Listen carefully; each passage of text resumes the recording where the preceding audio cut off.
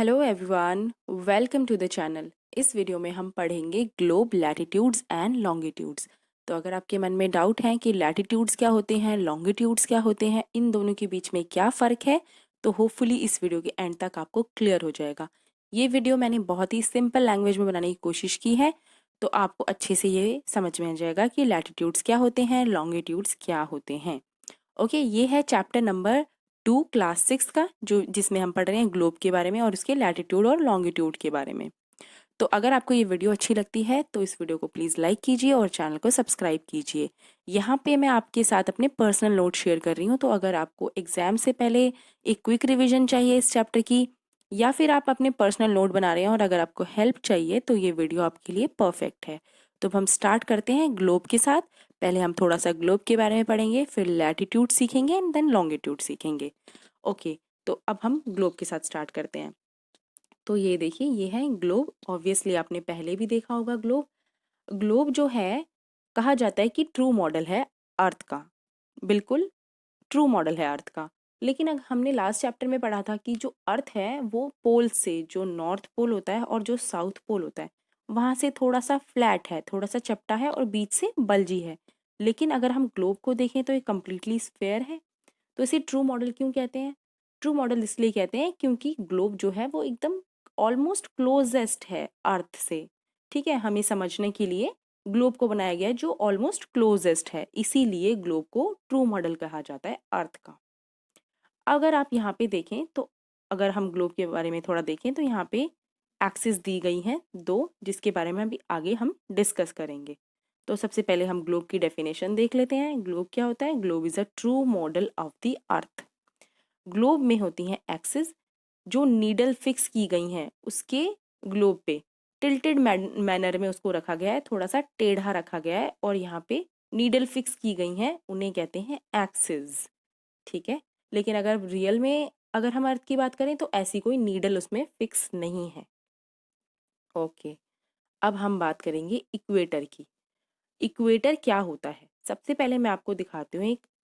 आप एज्यूम कीजिए ये एक अर्थ है। ठीक है, ये इस तरह से जो लाइंस जाती हैं, इमेजिनरी लाइंस अर्थ के ऊपर, उन्हें कहा जाता है लैटिट्यूड्स। ठीक है, ये क्यों बनाई जाती हैं? अर्थ की अगर हमें कोई लोकेशन पता करनी है तो हम लैटिट्यूड्स और लॉन्गिट्यूड्स ही पता करते हैं।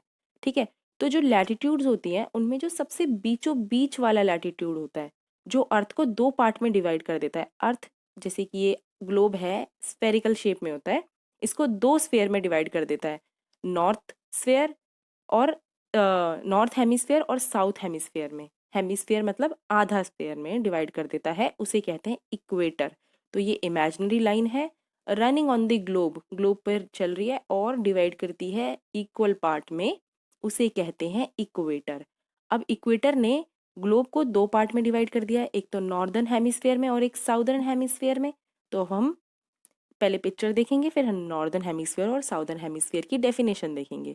तो अब ये देख सकते हैं, ये अर्थ है और जो इसको दो इक्वल पार्ट में डिवाइड कर रहा है वो है इक्वेटर, जो बिल्कुल बीचों बीच जा रहा है।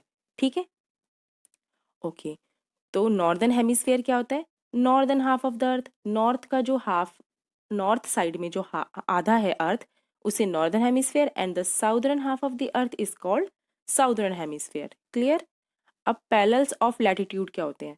जितने भी अर्थ के ऊपर इस तरह की जो लाइन जा रही हैं, ये सारी लैटिट्यूड्स ही होती हैं। बीचों बीच वाली इक्वेटर होती है और जो बाकी जाती हैं उन्हें बोलते हैं पैरेलल ऑफ लैटिट्यूड। तो ऑल द पैरेलल सर्कल, सारे के सारे पैरेलल सर्कल जो इक्वेटर से पोल्स की तरफ जा रहे हैं। ठीक है, अब ये अर्थ है, ये इसके पोल्स हैं, नॉर्थ पोल, साउथ पोल, ये इक्वेटर है। इक्वेटर से जो पोल्स की तरफ जा रहे हैं, ये पोल्स की तरफ आ रहे हैं, ये नॉर्थ पोल की तरफ जा रही हैं, साउथ पोल की तरफ जा रहे हैं, इन्हें लैटिट्यूड्स कहते हैं। सारे के सारे लैटिट्यूड जो होते हैं वो डिग्रीज में मेजर होते हैं। ठीक है, तो एक डिग्री जो होता है वो इक्वल टू होता है 111 किलोमीटर के बराबर। ओके, अब देखो, नॉर्थ लैटिट्यूड और साउथ लैटिट्यूड, अर्थ है, इक्वेटर ने दो पार्ट्स में से डिवाइड कर दिया, तो ऊपर वाले सारे लैटिट्यूड नॉर्थ लैटिट्यूड, नीचे वाले सारे लैटिट्यूड साउथ लैटिट्यूड। तो all the parallel of north of the equator are called north latitude, और जितने भी पैरेलल साउथ इक्वेटर के नीचे हैं वो सब साउथ लैटिट्यूड्स। जैसे कि आप यहाँ देख सकते हैं, ये अर्थ है, ये इक्वेटर है, और जो ऊपर वाले ये जा रहे हैं ये है नॉर्थ लैटिट्यूड, ठीक है, और जो नीचे वाले हैं वो हैं साउथ लैटिट्यूड। अगर हम नॉर्थ लैटिट्यूड की बात करें तो यहाँ पे ट्रॉपिक ऑफ कैंसर है और आर्कटिक सर्कल है, ठीक है। ट्रॉपिक ऑफ जो कैंसर है वो 23 डिग्री नॉर्थ में है, इक्वेटर 0 डिग्री पर होता है, और ट्रॉपिक ऑफ कैप्रिकॉन 23.5, और उसके बाद ये आर्कटिक सर्कल 66.5। ये आपसे एग्जाम्स में पूछ भी लिए जाते हैं कि ट्रॉपिक ऑफ कैप्रिकॉन कितने डिग्रीज पर है, आर्कटिक सर्कल कितने डिग्रीज पर है। ट्रॉपिक ऑफ कैप्रिकॉन कौन से हेमिस्फेयर में आता है?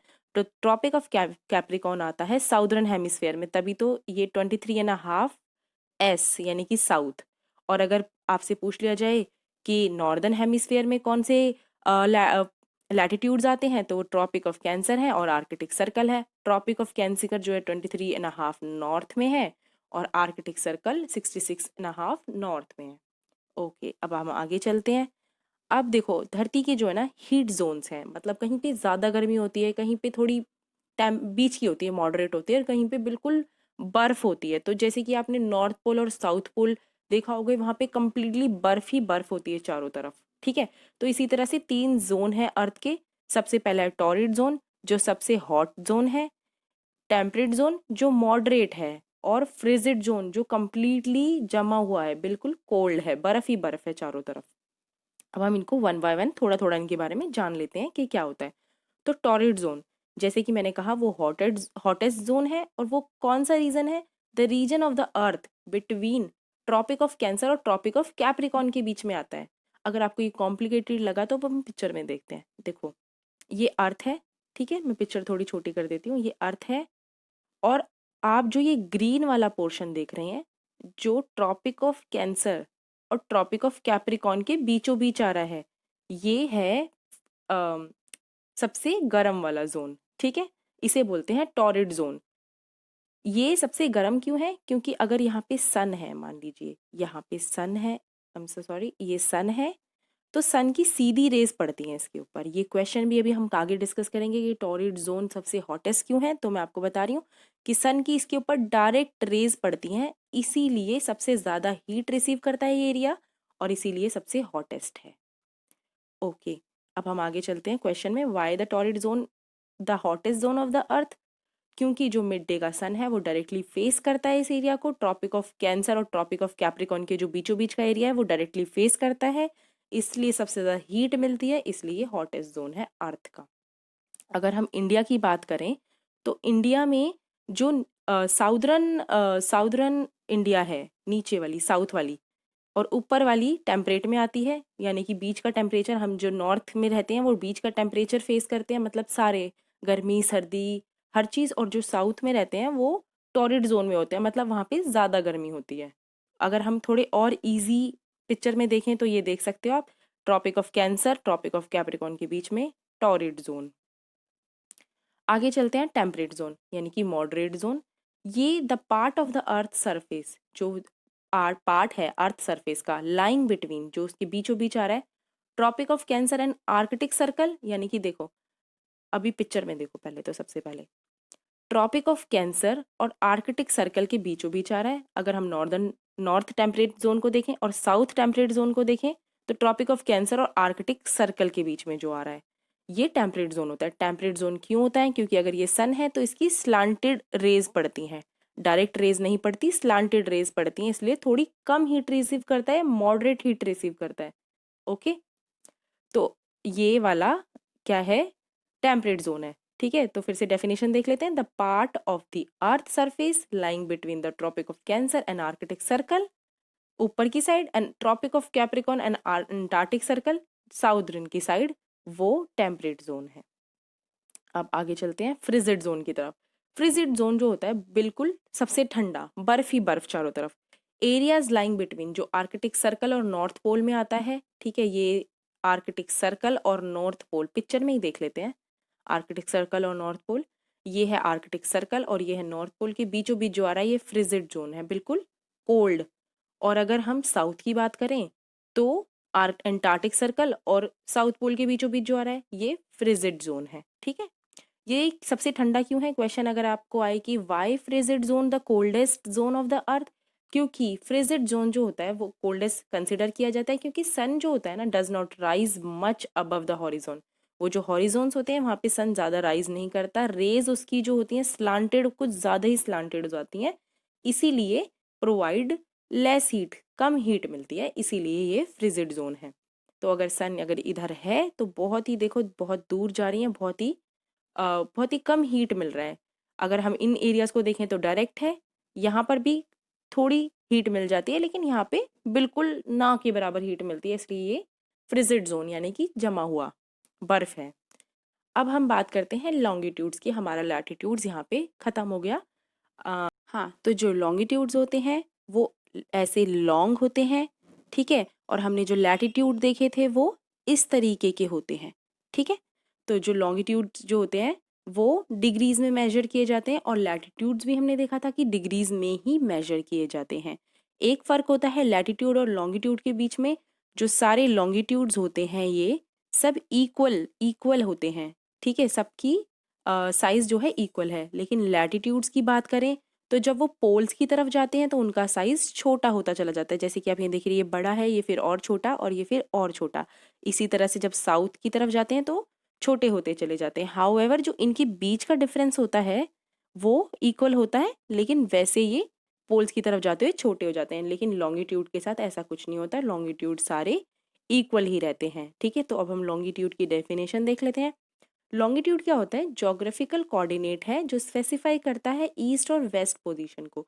तो अगर हमें किसी जगह का लॉन्गिट्यूड और लैटिट्यूड पता है तो हम उसको इजीली अर्थ में ढूंढ सकते हैं।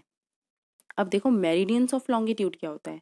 मेरिडियन ऑफ लॉन्गिट्यूड होता है जो ये सेमी सर्कल जा रहे थे जिनकी अभी हमने पिक्चर देखी थी, और इक्वेटर जो अर्थ के बीचों बीच होता है और वो नॉर्दर्न नॉर्दर्न और सदर्न हेमिस्फेयर में डिवाइड कर रहा होता है अर्थ को।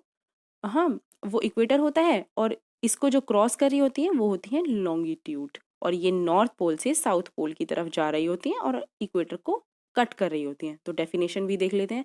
The semi circle running through the north pole and south pole और cutting the across equator at right angle, ये राइट एंगल पे कट कर रही होती हैं, इन्हें मेरिडियन ऑफ लॉन्गिट्यूड कहते हैं। अब प्राइम मेरिडियन क्या होती है?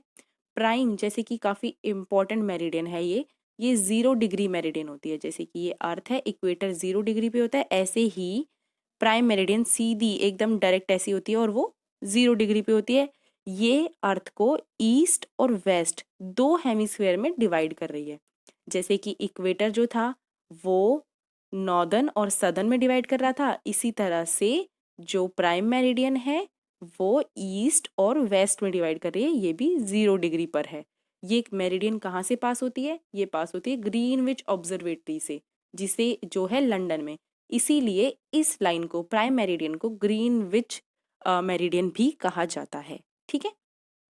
और प्राइम मेरिडियन से हम कॉन्सेप्ट ऑफ टाइम को भी सीखते हैं, जैसे कि अलग अलग कंट्रीज़ का अलग अलग टाइम होता है, तो वो प्राइम मेरिडियन से ही डिसाइड किया जाता है। जो कॉन्सेप्ट ऑफ टाइम है वो हम नेक्स्ट चैप्टर में पढ़ेंगे, क्योंकि वो बहुत ही इंपॉर्टेंट टॉपिक है और मैं आपको उसे अच्छे से समझाना चाहती हूँ। तो ये चैप्टर यहाँ पे ख़त्म होता है, जिसमें हमने पढ़ा लैटिट्यूड्स और लॉन्गिट्यूड्स के बारे में, प्राइम मेरिडियन के बारे में, जिससे हम कॉन्सेप्ट ऑफ टाइम सीखेंगे, ठीक है। लैटिट्यूड्स और लॉन्गिट्यूड्स का क्या फ़ायदा है? इससे हम किसी भी लोकेशन का इजीली पता लगा सकते हैं, ठीक है। और हमने हीट जोन्स के बारे में पढ़ा कि अर्थ के 3 हीट जोन्स हैं। फ्रिजिड है जो सबसे ठंडा है, मॉडरेट जो टेम्परेट जोन है वो मॉडरेट है, और हॉटेस्ट जोन जो टॉरिड जोन है, ठीक है। अब एक बार हम अर्थ की एक बार पिक्चर देख लेते हैं। ये बीचों बीच जो जा रही है प्राइम मेरिडियन है, और जो ये बाकी सारी मेरिडियंस हैं, ये बीचों बीच इधर इक्वेटर है, ये भी 0 डिग्री पे है, और प्राइम मेरिडियन भी 0 डिग्री पे होती है। अब हम नेक्स्ट चैप्टर में प्राइम मेरिडियन के थ्रू कॉन्सेप्ट ऑफ टाइम सीखेंगे। तो thank you so much for watching. अगर आपको ये वीडियो अच्छी लगी और आपको ये चैप्टर समझ में आया तो प्लीज़ इस वीडियो को लाइक करना, और अगर आपकी कोई भी क्वेश्चन है, कोई भी डाउट है, या फिर आप कोई सजेशंस देना चाहते हैं तो प्लीज़ उसे कमेंट सेक्शन में लिखिए। Thank you so much for watching. मैं आपको मिलती हूँ नेक्स्ट वीडियो में जो है कॉन्सेप्ट ऑफ टाइम पर। Thank you.